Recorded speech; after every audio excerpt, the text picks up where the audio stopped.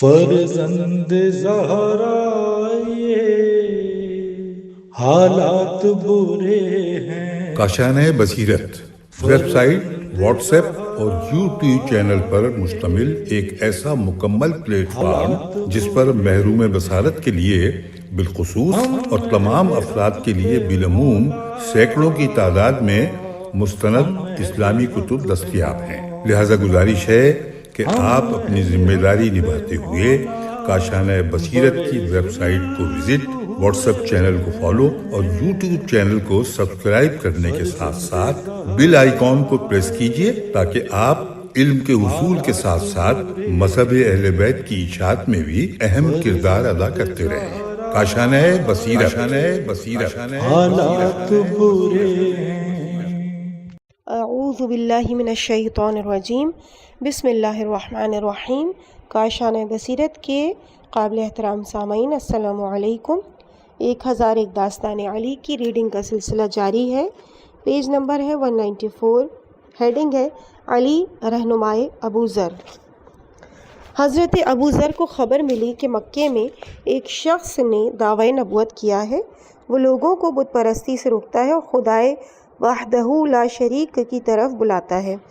ابو ذر نے اپنے بھائی انیس سے کہا کہ مکہ جاؤ اور اس پیغمبر کو قریب سے دیکھو۔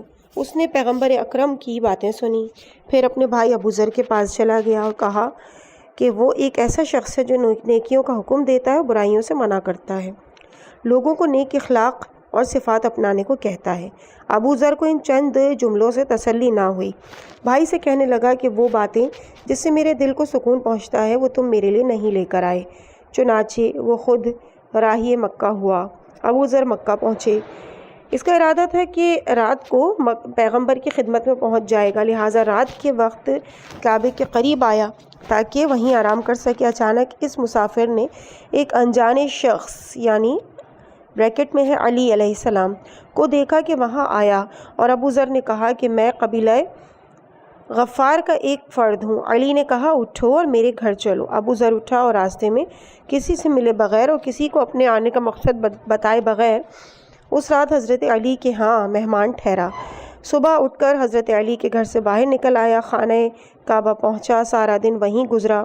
رات کو پھر علی اس کے پاس آئے اور اسے اپنے ہاں ٹھہرنے کی دعوت دی اور ساتھ لے گئے۔ یہ معاملہ 3 دن تک چلتا رہا، لیکن ابو ذر نے کسی سے بھی ملنے کی کوشش نہیں کی اور اپنے آنے کا مقصد بھی چھپائے رکھا۔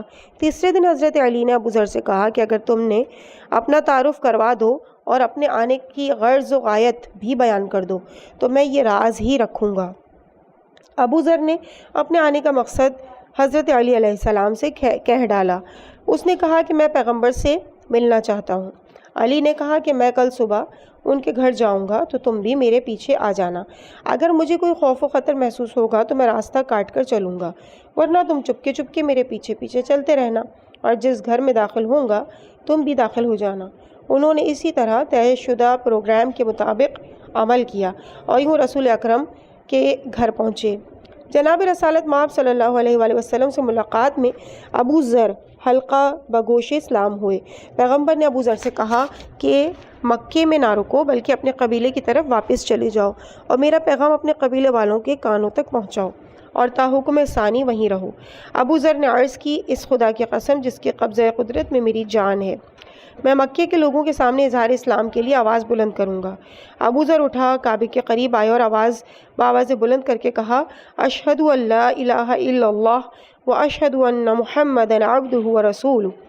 مشرکین نے اس پر حملہ کر دیا اور اس کو اتنا مارا کہ وہ بے ہوش ہو کر زمین پر گر پڑا۔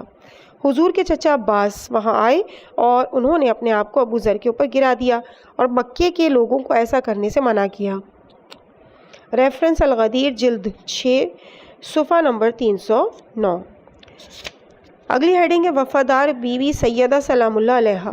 ایک دن جناب فاطمہ زہرا سلام اللہ علیہا بیمار تھیں۔ جناب علی علیہ السلام نے ان کے سرہانے آ کر پوچھا کس چیز کی طرف طبیعت مائل ہے، تمہارے لیے کیا لے کر آؤں؟ جناب فاطمہ اپنے شوہر نامدار کو کسی قسم کی زحمت نہیں دینا چاہتی تھیں، کہنے لگیں اے ابو الحسن، میرے بابا نے مجھے ہدایت کر کے اپنے گھر سے رخصت کیا ہے کہ زہرا اپنے شوہر سے کبھی کسی چیز کی فرمائش نہ کرنا، مبادہ وہ فراہم کرنے کی سکت نہ رکھتا ہو اور تمہاری خواہش پوری نہ کر سکے اور ندامت محسوس کرے۔ حضرت علی نے فرمایا اے فاطمہ تمہیں میرے حق کی قسم مجھے بتاؤ تمہارا جی کس شے کو چاہتا ہے؟ کہنے لگیں کہ اگر آپ میرے لیے انار لے آئیں تو بہت اچھا ہے۔ حضرت علی اٹھے اور انار لانے کے لیے باہر نکلے۔ راستے میں جو لوگ ملے ان سے پوچھا کہ انار کہاں سے ملے گا؟ وہ کہنے لگے انار کا موسم تو گزر چکا ہے، لیکن شمون یہودی چند دن پہلے طائف سے چند انار لایا ہے۔ حضرت علی شمون کے گھر گئے، گھر کے دروازے پر دستک دی۔ شمون یہودی باہر آیا۔ جب علی پر نظر پڑی تو آنے کا سبب پوچھا۔ علی نے اس کو بتایا کہ میں انار خریدنے کے لیے آیا ہوں۔ شمون نے کہا کہ اب میرے پاس کوئی انار نہیں، میں نے سبھی بیچ ڈالے۔ حضرت نے فرمایا تم معلوم کرو شاید گھر میں ایک انار پڑا ہوا ہو۔ شمون کہنے لگا میں نے اپنے گھر والوں سے بھی پوچھ لیا ہے، اب گھر میں کوئی انار باقی نہیں۔ کہ اتنے میں شمون کی بیوی نے دروازے کے پیچھے سے آواز دی میں نے ایک انار اپنے لیے رکھا تھا جو میں نے پتوں میں چھپا کر رکھا ہوا تھا، تمہیں اس کے بارے میں معلوم نہیں۔ وہ اندر گئی اور انار لے آئی۔ شمون نے وہ انار حضرت علی کو دے دیا۔ حضرت نے شمون کو 4 درہم دیے۔ شمون نے کہا انار کی قیمت نصف درہم ہے۔ امام علی نے فرمایا تمہاری زوجہ کا یہ انار اپنے لیے ذخیرہ کر کے رکھا ہوا تھا تاکہ کسی وقت اس کے لیے منفعت کا باعث بن سکے۔ اس میں سے نصف درہم تمہارا ہے اور 3.5 درہم تمہاری زوجہ کے لیے ہیں۔ علی گھر کی طرف چلے گئے۔ راستے میں ایک مسکین کے رونے کی آواز سنی۔ اس آواز کا تعقب کیا تو دیکھا کہ ایک مسافر نابینا ہے، ایک ویرانے میں زمین پر تنہا پڑا ہوا ہے اور اس کا کوئی والی وارث نہیں۔ حضرت علی اس کے سرانے بیٹھ گئے، اس کا سر گود میں رکھا اور اس سے پوچھا کہ تم کون ہو اور کس قبیلے سے ہو اور یہاں کتنے دنوں سے پڑے ہوئے ہو؟ اس نے کہا اے جوان صالح میں اہل مدائن میں سے ہوں، وہاں میں بہت زیادہ مقروض ہو گیا تھا، ناچاری میں بحری جہاز پر سوار ہوا اور خود سے کہا کہ میں اپنے آپ کو مولائے مشکل کشا امیر المومنین علی کے پاس پہنچاتا ہوں، یقیناً وہ حضرت میرے لیے کوئی تدبیر کریں گے اور میرے قرض ادا کر دیں گے۔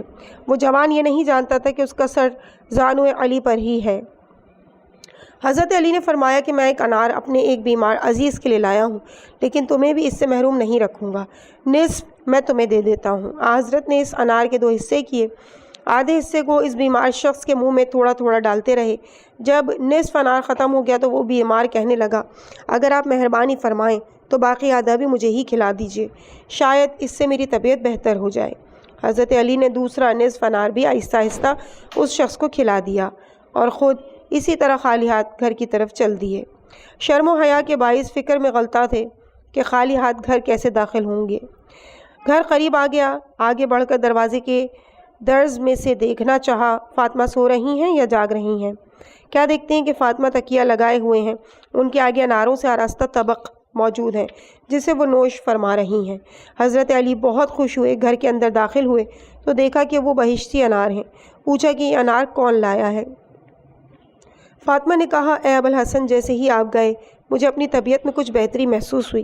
اچانک دروازے پر دستک ہوئی، فضہ نے دروازہ کھولا۔ دروازے کے پیچھے ایک شخص اناروں کا یہ طبق لیے کھڑا تھا۔ اس نے کہا یہ انار امیر المومنین علی نے جناب فاطمہ زہرا سلام اللہ علیہا کے لیے بھیجے ہیں۔ ریفرنس ریاحین الشریعہ جلد 1 صفحہ 142۔ اگلی ہیڈنگ اہل بیت کے لیے غذائے بہشت۔ جناب امیر فرماتے ہیں کہ 3 دن سے ہمارے گھر میں کھانے کے لیے کچھ بھی نہیں تھا۔ حضور ہمارے گھر آئے اور فرمایا اے علی کیا گھر میں کھانے کو کوئی چیز موجود ہے؟ میں نے عرض کیا قسم ہے اس خدا کی جس نے آپ کی ذات گرامی کو ہمارے لیے محترم بنایا اور اپنی رسالت کے لیے منتخب کیا، 3 دنوں سے میری زوجہ اور بچے بھوک سے بے حال ہیں۔ جناب رسول خدا نے اپنی بیٹی فاطمہ سے مخاطب ہو کے کہا بیٹی جاؤ دوسرے کمرے میں دیکھو شاید کوئی چیز کھانے کی پڑی ہو۔ سیدہ نے عرض کی بابا میں بھی اسی کمرے سے آئی ہوں۔ میں نے حضور کی خدمت اقدس میں عرض کیا کہ اگر آپ اجازت دیں تو میں اس کمرے میں جاؤں۔ حضرت نے فرمایا اذن خدا سے تم داخل ہو جاؤ۔ جو ہی میں کمرے میں وارد ہوا میں نے ایک طبق میں پر از اشتہا کھانا اور دوسرے طبق میں تازے خرمے ایک طرف رکھے ہوئے دیکھے۔ وہ کھانا اٹھا کر میں رسول خدا کی خدمت میں لایا۔ حضور نے فرمایا کیا تم نے غذا لانے والے کو دیکھا؟ میں نے کہا جی ہاں۔ مجھے حلیہ بتاؤ۔ میں نے عرض کیا میری آنکھوں کے سامنے سرخ، سبز اور زرد رنگ نمودار ہوئے۔ حضرت نے فرمایا کہ یہ جبرائیل کے پروں کی لکیریں ہیں جو سچے موتیوں، یاقوت اور جواہرات سے آراستہ کیے گئے ہیں۔ اگلی ہیڈنگ ہے ابراہیم فرزند رسول خدا۔ حضرت علی فرماتے ہیں کہ حضور کا بیٹا ابراہیم 1.5 سال کی عمر میں اس دنیا سے چل بسا اور اپنے باپ کو ہمیشہ کے لیے اپنے سوگ میں چھوڑ گیا۔ حضور نے غسل اور تہجیز کے تمام کام میرے سپرد کیے۔ پھر حضور نے اس کو ایک کفن میں لپیٹا، اس کی میت کو حنوط کیا اور فرمایا علی تم اس بچے کی میت کو قبرستان لے جاؤ۔ علی فرماتے ہیں کہ میں کچھ لوگوں کی معیت میں جنازہ قبرستان بقیع میں لے گیا۔ حضور نے نماز جنازہ پڑھی، قبر کے نزدیک آئے اور مجھ سے مخاطب ہو کر کہنے لگے کہ میں قبر کے اندر جاؤں۔ میں قبر کے اندر اترا۔ حضرت نے بچے کا جنازہ ہاتھوں پر رکھا۔ جب حضرت میت قبر میں اتار رہے تھے تو ساتھ ساتھ زار و قطار رو رہے تھے۔ حضور کے گریہ کرنے سے تمام مسلمان بھی رونے لگے۔ عورتیں مرد سبھی گریہ کناں تھے۔ مردوں کی آواز عورتوں کی آواز پر غالب تھی۔ کچھ دیر اسی طرح گزر گئی، سب بلند آواز کے ساتھ روتے رہے، یہاں تک کہ حضور نے لوگوں کو خاموش کروایا۔ پھر اپنے بیٹے سے مخاطب ہو کے کہنے لگے اگرچہ آنکھیں رو رہی ہیں اور دل تنہائی سے جل رہا ہے، لیکن جو بات خدا تعالیٰ کے قہر و غضب کا موجب ہو ہم وہ نہیں کریں گے۔ حضور نے مزید یہ کہا کہ اے بیٹے تیرا غم ہمارے دلوں میں رہے گا اور ہم تیری جدائی کی آگ میں جلتے رہیں گے۔ اس کے بعد ہیڈنگ ہے آیہ تطہیر۔ حضرت علی علیہ السلام فرماتے ہیں کہ جس دن یہ آیت نازل ہوئی انما یرید اللہ لیذھب عنکم الرجس اہل البیت ویطہرکم تطہیرا، جناب رسول خدا میں، فاطمہ اور حسن و حسین ایک چادر کے نیچے جمع تھے۔ حضور نے سب کو اپنے گرد بٹھا رکھا تھا۔ ہم 5 ہستیوں کے علاوہ کوئی چھٹا نہ تھا۔ حضور نے اپنے ہاتھ دعا کے لیے بلند کی اور بارگاہ خداوندی میں عرض کی خداوندہ یہ میرے پیارے، میرے نزدیکی اور میرے عزیز ہیں، بس تو ان سے ہر قسم کے رجس اور ناپاکی کو دور کر اور ان کو انتہائی پاک و مطہر قرار دے۔ زوجہ رسول ام سلمہ بھی وہاں موجود تھیں اور سب سن رہی تھیں۔ وہ قریب آئیں، حضور سے پوچھا کیا میں بھی آپ کے اس گروہ میں شامل ہو سکتی ہوں؟ حضور نے فرمایا تم خیر پر ہو لیکن آیہ شریفہ میں شامل نہیں ہو۔ صرف میں، میرا بھائی علی، فاطمہ، حسن اور حسین اس آیت کے مصداق ہیں اور ہمارے علاوہ حسین کی نسل سے پیدا ہونے والے 9 فرزندوں کا شمار اہل بیت میں ہوگا۔ ہیڈنگ ہے بہترین خوبیاں۔ علی فرماتے ہیں کہ میرے عباس اور عمر کے درمیان ایک موضوع مورد بحث تھا کہ بہترین خوبیاں کون سی ہیں۔ میں نے کہا بہترین نیکی خوبی وہ ہے کہ جو در پردہ اور سب کی نظروں سے چھپا کر انجام دی جائے۔ عباس کہنے لگے سب سے زیادہ اچھائی کی بات یہ ہے کہ کرنے والے کی نظر میں حقیر ہو اور عجب اور تکبر سے دور رہے۔ عمر کا نظریہ یہ تھا کہ بہترین نیکی وہ ہے جو انتہائی سرعت کے ساتھ وجود پذیر ہو۔ اس دوران جناب رسول خدا ہمارے پاس تشریف لائے اور فرمایا کہ بہترین نیکی وہ ہے جس میں یہ تینوں صفات ہوں، یعنی چھپا کر بھی انجام دی جائے، اپنی نظروں میں حقیر بھی ہو اور تیزی کی صورت میں صورت پذیر ہو جائے۔ ریفرنس نہج البلاغہ، شرح ابن ابی الحدید، جلد 20 صفحہ 270۔ اگلی ہیڈنگ ہے علی رحمت الہی۔ حضرت علی علیہ السلام فرماتے ہیں کہ ایک دن سرکار رسالت مآب صلی اللہ علیہ وآلہ وسلم مسجد قباء میں تشریف فرما تھے۔ اصحاب ان کے گرد حلقہ باندھے بیٹھے ہوئے تھے۔ اسی دوران میں داخل مسجد ہوا، جیسے ہی مجھ پر نگاہ رسول پڑی چہرہ مبارک کھل اٹھا، لبوں پر مسکراہٹ آ گئی۔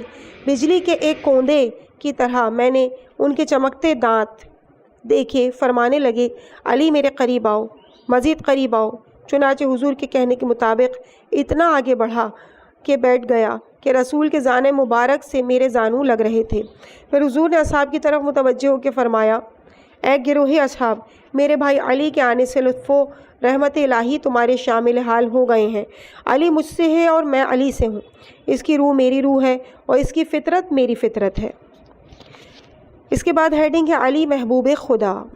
حضرت علی فرماتے ہیں کہ ایک روز مجھے پانی کی حاجت محسوس ہوئی۔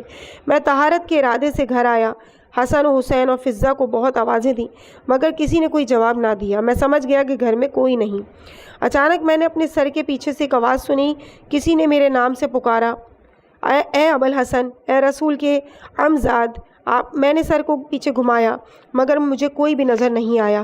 ایک دم میں ایک سونے کی بالٹی کی طرف میں متوجہ ہوا اور جو شفاف پانی سے بھری ہوئی تھی اور اس کے اوپر ایک تولیہ بھی لٹکا ہوا تھا۔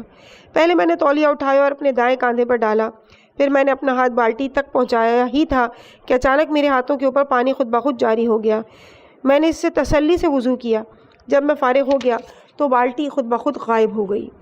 میں نہیں سمجھ سکا کہ وہ کس نے واپس لے لی۔ حیرت کا مقام یہ ہے کہ وہ پانی مکھن کی طرح ملائم، چکھنے میں شہد کی طرح شیریں اور مہک میں مشک کی مانند تھا۔ یہ سن کے جناب رسول خدا نے تبسم فرمایا اور علی کو اپنی آغوش میں کھینچ لیا، آپ کی دونوں آنکھوں کے درمیان بوسہ دیا اور فرمایا، اے ابوالحسن، تمہارے لیے خوشخبری ہے کہ وہ بالٹی، پانی اور تولیہ، جو کچھ تم نے دیکھا وہ سب کچھ بہشت بری سے آیا تھا۔ مجھے لوگوں پر حیرت ہوتی ہے کہ میں تم سے محبت کرتا ہوں اور وہ مجھے اس محبت پر کوستے اور سرزنش کرتے ہیں، جبکہ خدائے متعال اور فرشتے بھی تجھ سے محبت کرتے ہیں۔ ہیڈنگ ہے معجزہ رسول، معجزہ علی۔ حضرت علی فرماتے ہیں کہ ایک دن جناب رسول خدا صلی اللہ علیہ وآلہ وسلم نے مجھ سے چاہا کہ ایک بکری جس کا دودھ خشک ہو چکا تھا اس پر ہاتھ پھیر دوں تاکہ اس کا دودھ جاری ہو جائے۔ میں نے عرض کی، یا رسول اللہ، یہ کام آپ کی معجز نمائی کو زیبا ہے، لیکن حضور نے فرمایا، اے علی، تیرا کام میرا کام ہے۔ چنانچہ میں نے اس بکری کے جسم پر ہاتھ پھیرا، اسی وقت اس کی رگیں دودھ سے بھر گئیں۔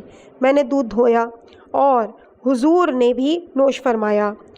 اسی دوران ایک ضعیفہ بھی وہاں پہنچ گئی، اس کو پیاس لگ رہی تھی۔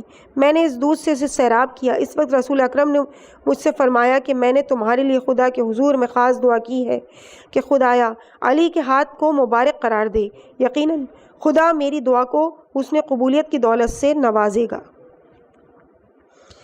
ہیڈنگ علی فاتح فدق۔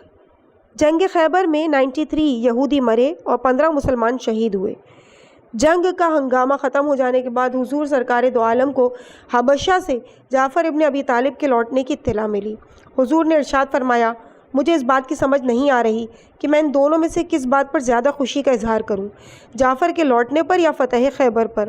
فتح خیبر اس علاقے کے یہودیوں کے لیے ایک بہت بڑی ضرب تھی۔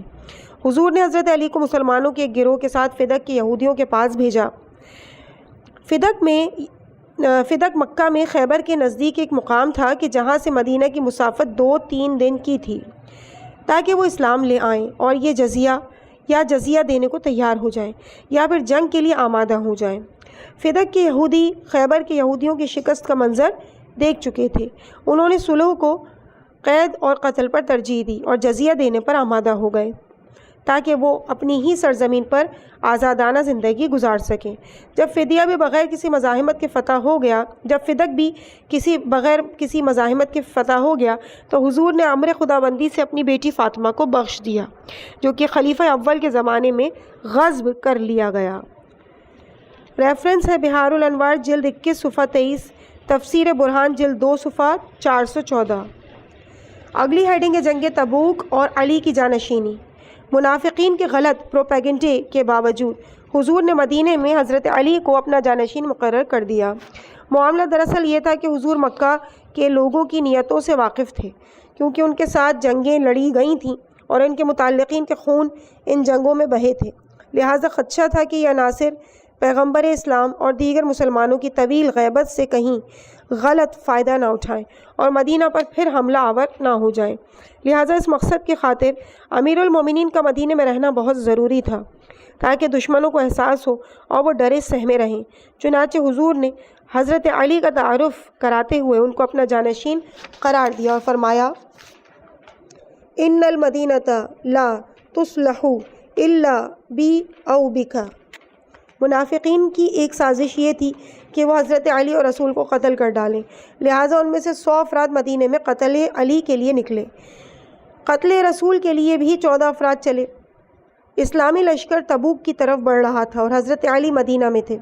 منافقین نے حضرت علی کے بارے میں یہ غلط خبر اڑا دی کہ رسول کسی ناراضگی کی بنا پر علی کو اپنے ساتھ نہیں لے گئے۔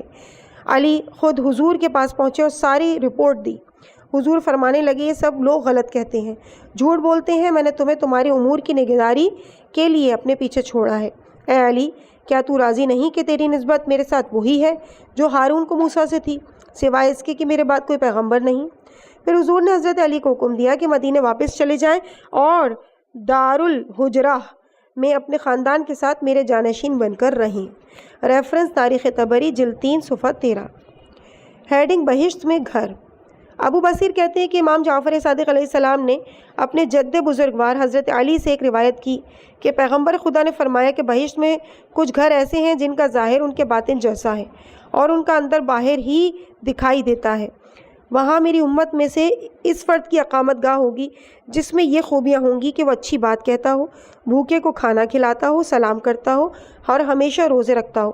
رات کے وقت جب خلق خدا سو رہی ہو، اس کی نگاہیں رحمت پروردگار کی طرف لگی ہوئی ہوں اور وہ نماز پڑھنے میں مشغول ہو جائے۔ پھر فرمایا، یا علی کیا تو جانتا ہے اطابہ کلام یعنی اچھی بات کیا ہے؟ ہر صبح اور ہر شام 10 مرتبہ یہ کہنا، سبحان اللہ والحمد للہ ولا الہ الا اللہ واللہ اکبر۔ اطعامت طعام مرد کا اپنے خاندان والوں کو نان و نفقہ دینا ہے، اور مسلسل روزے رکھنے کا مطلب یہ ہے کہ انسان قمری مہینے کے اول، وسط اور آخر میں 3 روزے رکھے، 3 روزے رکھے۔ ان کے نامہ اعمال میں تمام عمر کے روزے رکھنے کا ثواب درج کر دیا جائے گا۔ والصلاۃ باللیل یعنی نماز شب پڑھنا، جب لوگ سو جائیں، پس جو شخص نماز مغرب، عشاء اور نماز صبح مسجد میں باجماعت پڑھتا ہے وہ اس شخص کی مانند ہے جو تمام رات بیدار رہا ہو۔ اور افشائی اسلام، بغیر بخل کے تمام مسلمانوں کو سلام کرنا ہے۔ ہیڈنگ خاندان علی کا ایثار۔ ایک شخص حضور کی خدمت میں آیا، وہ کھانا کھانا چاہتا تھا، حضور نے اس کو اپنے گھر کی طرف رہنمائی کی۔ ازواج مطہرات کی طرف سے جواب آیا کہ گھر میں پانی کے سوا کوئی دوسری چیز نہیں۔ حضور نے اصحاب کی طرف مخاطب ہو کر فرمایا، آپ میں سے کون اس شخص کی مہمانی کرے گا؟ علی نے کہا، میں اس کو اپنے گھر لے کر جاتا ہوں۔ علی مہمان کو اپنے گھر لے چلے، جا کر سیدہ فاطمہ کو اس کی آمد کی اطلاع دی اور گھر میں کھانے کی صورتحال کے بارے میں پوچھا۔ سیدہ نے جواب دیا، بچوں کے لیے تھوڑا سا کھانا موجود ہے لیکن مہمان بہرحال مقدم ہے۔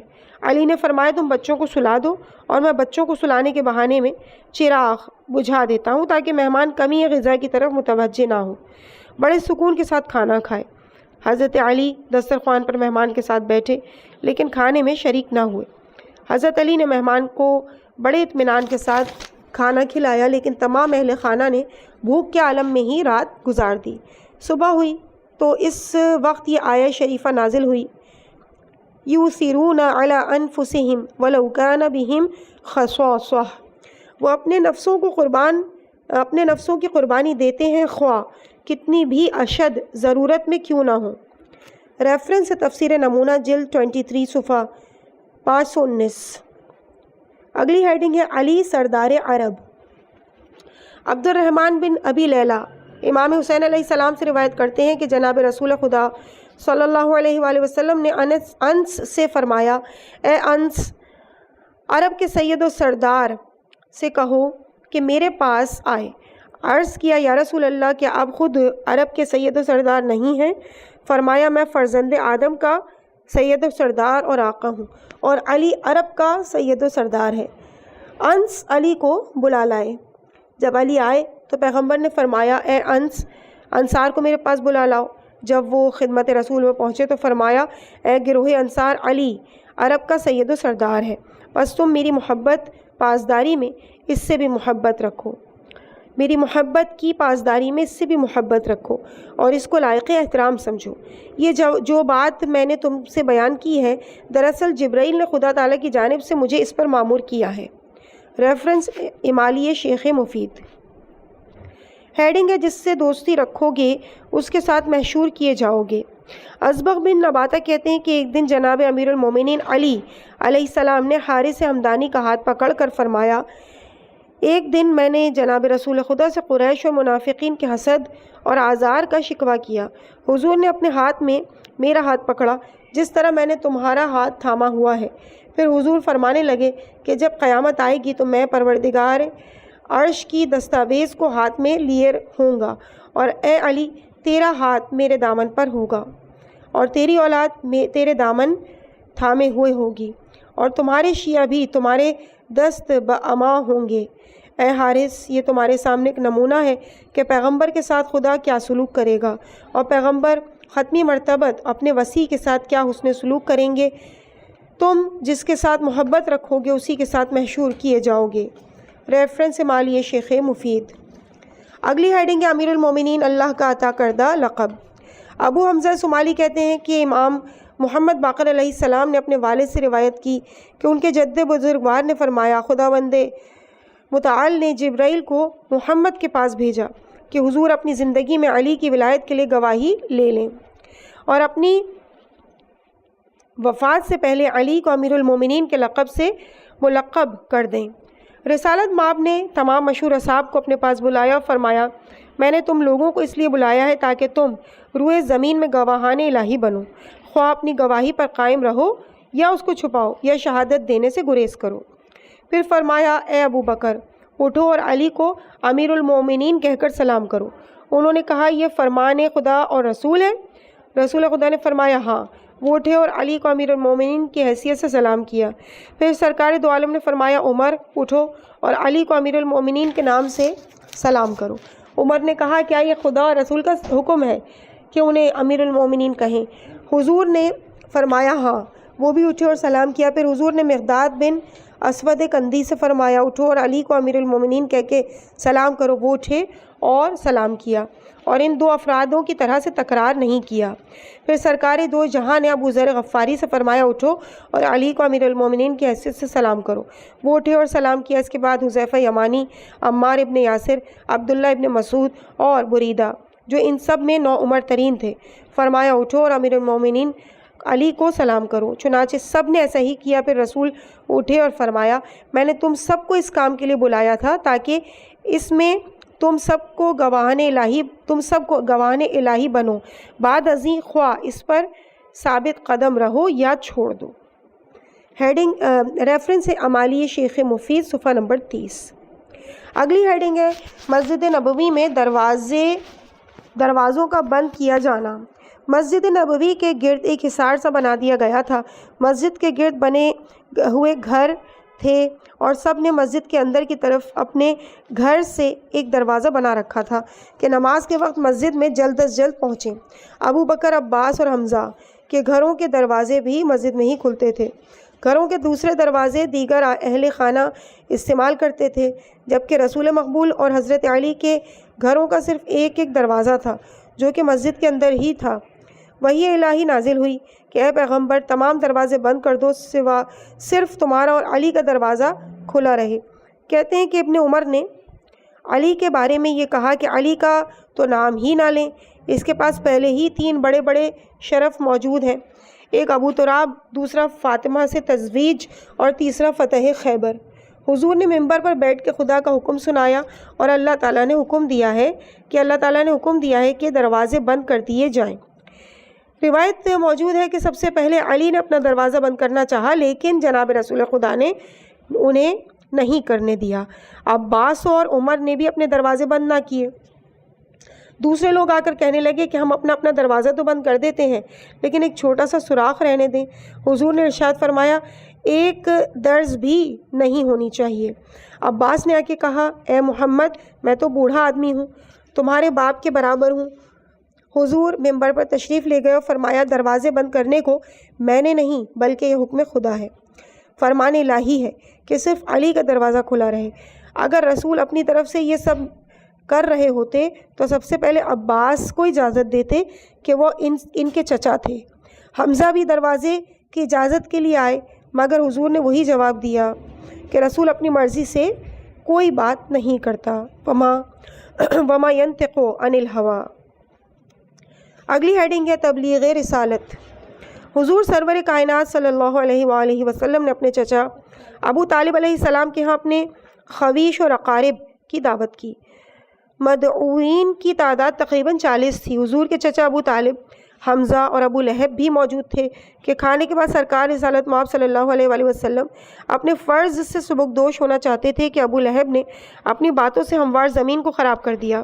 چنانچہ حضور کو اگلے دن سب کو پھر سے دعوت میں بلانا پڑا۔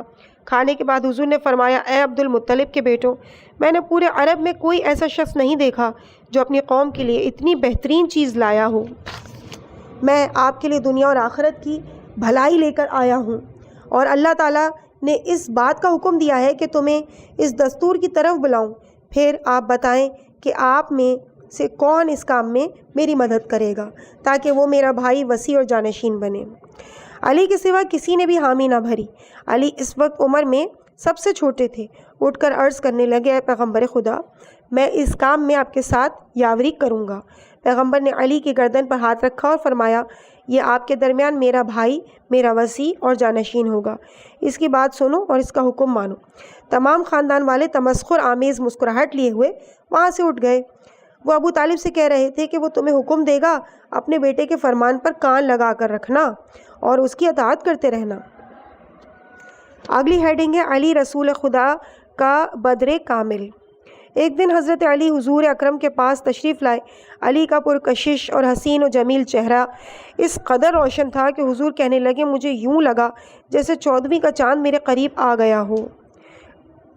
ریفرنس ہے بہار الانوار جلد 9 صفحہ 450۔ اگلی ہیڈنگ ہے علی شہید تنہا۔ حضرت عائشہ کہتی ہیں کہ ایک دفعہ حضرت علی ابن ابی طالب نے جناب رسول خدا سے اندر داخل ہونے کی اجازت چاہی۔ حضرت نے اجازت دی، بے وجہ بے تکلفی علی نے دوبارہ اجازت چاہی، چنانچہ حضور نے فرمایا داخل ہو جاؤ۔ جب علی اندر آئے تو خدا کے رسول اٹھ کر کھڑے ہو گئے اور علی کو اپنی آغوش میں کھینچ لیا، پیشانی پر بوسہ دیا اور فرمایا، میرا باپ فدا ہو اس شہید پر، میرا باپ فدا ہو اس تنہا شہید پر۔ ریفرنس ہے امالیہ شیخ مفید صفحہ نمبر 85۔ اگلی ہیڈنگ ہے نام علی 4 مقامات پر۔ ایک دن سرکار دو جہاں نے حضرت علی سے فرمایا کہ اے علی، میں نے تیرا نام اپنے نام کے ساتھ 4 مقامات پر دیکھا۔ جب مجھے معراج کے لیے آسمانوں پر لے جایا جا رہا تھا، جیسے ہی میں بیت المقدس پہنچا، وہاں کی چٹانوں پر یہ جملے لکھے ہوئے تھے، خدا کے سوا کوئی معبود نہیں، محمد اس کے رسول ہیں، اور میں نے علی سے اس کی تائید کی جو کہ اس کا وزیر ہے۔ جب میں سدرۃ المنتہا پر پہنچا تو وہاں بھی میں نے یہی الفاظ لکھے دیکھے، کوئی معبود نہیں مگر صرف میں، اور محمد میری مخلوقات میں سے برگزیدہ ہیں، اور میں نے علی کے وجود سے محمد کی تائید کی جو کہ اس کا وزیر ہے اور اس کا مددگار۔ جب میں عرش الہی پر پہنچا تو اس کے پایوں پر لکھا ہوا دیکھا، میں خدا ہوں، میرے سوا کوئی معبود نہیں، محمد میرے حبیب ہیں، اور میرے بندوں میں سے میں نے محمد کی تائید علی سے کی ہے جو اس کا وزیر ہے۔ اور جب میں بہشت میں پہنچا تو دیکھا بہشت کے دروازے پر لکھا تھا کہ میرے سوا کوئی معبود نہیں، محمد میری مخلوقات میں عزیز ترین ہے، اور میں نے محمد کو علی سے مضبوط اور علی سے نصرت عطا کی ہے۔ ریفرنس ہے ینابع المودہ صفحہ نمبر 256، مودۃ القربہ جلد 16 صفحہ نمبر 51۔ عزیز سامعین، اس مقام پہ ہم ریڈنگ کے حصے کو یہیں پہ مکمل کرتے ہیں۔ انشاءاللہ ریڈنگ کا سلسلہ جاری رہے گا اس کے بعد کے پارٹ میں، اور صفحہ نمبر 212 سے ہم آغاز کریں گے۔